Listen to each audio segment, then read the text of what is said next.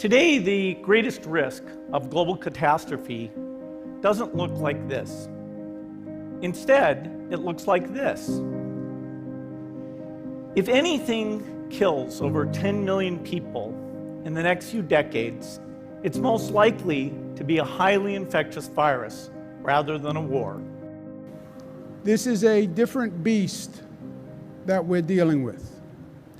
This is an invisible beast. It is an insidious beast. This is not going to be a short deployment. This is not going to be that you go out there for a few days, we work hard, and we go home. This is going to be weeks and weeks and weeks. This is going to be a long day. And it's going to be a hard day. And it's going to be an ugly day. And it's going to be a sad day. Cabinet met this morning to discuss our next actions in the fight against COVID-19. Like the rest of the world, we are facing the potential for devastating impacts from this virus. But through decisive action and by working together, we do have a small window to get ahead of it. If community transmission takes off in New Zealand, the number of cases will double every 5 days. If that happens unchecked, our health system will be inundated and tens of thousands of New Zealanders will die. Together, we must stop that from happening, and we can. Right now, we have a window of opportunity to break the chain of community transmission, to contain the virus, to stop it multiplying, and to protect New Zealanders from the worst. Our plan is simple. We can stop the spread by staying at home and reducing contact. Now is the time to act. That's why Cabinet met today and agreed that effective immediately, we will move to Alert Level 3 nationwide. After 48 hours, the time required to ensure essential services are in place, we will move to Level 4.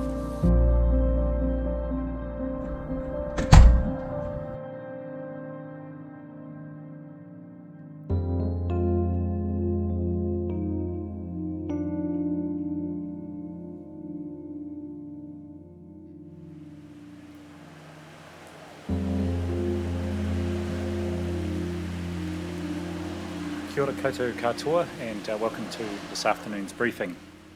There are 85 new cases of COVID-19 in New Zealand over the last 24 hours. This comprises 76 new confirmed cases and 9 probable cases. Myself, government ministers and public service chief executives will take a 20% pay cut for the next 6 months. Home bakers keen to keep busy and fed during the lockdown have pushed demand for flour up 500%. We're running our mills 24 hours a day, 7 days a week. The only time we're closing any of our 3 mills is for preventative maintenance. Sadly, New Zealand has had its first death linked to COVID-19 on the West Coast early this morning. There are 49 new confirmed cases of COVID-19 and 20 new probable cases to report today.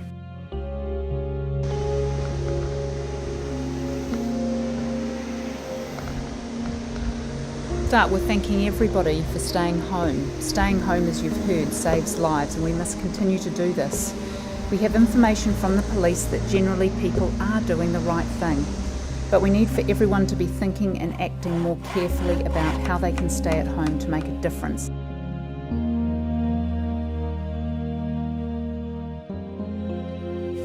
Today I'm very, very sad to report 4 additional deaths linked to COVID-19 infection. Over the past few weeks, I've often used my time at this podium to acknowledge the people on the front line. Today I want to remember the people in New Zealand who have lost someone to COVID-19, or the many more who had the terror of almost losing someone. Throughout this pandemic, there have been individuals who I have tracked the progress of. I didn't know their names, but I knew their status. And I still get a phone call for every individual person that we lose to COVID-19 in New Zealand. We may be amongst a small number of countries where that is still able to happen, where the numbers we have lost have been small.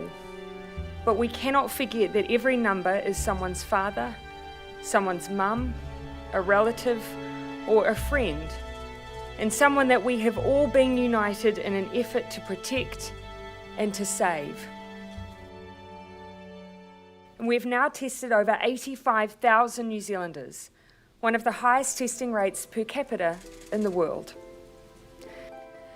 The Director General of Health is confident that there is currently no widespread undetected community transmission in New Zealand.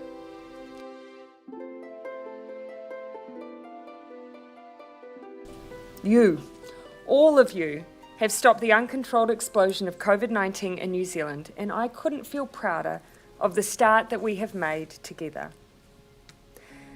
But I also feel a huge responsibility to ensure that we do not lose any of the gains that we have made either. On that basis, New Zealand will move out of Alert Level 4 lockdown at 11:59 p.m. on Monday, April 27, 1 week from today. We will then hold at Alert Level 3 for 2 weeks before reviewing how we are tracking again and making further decisions at Cabinet on the 11th of May.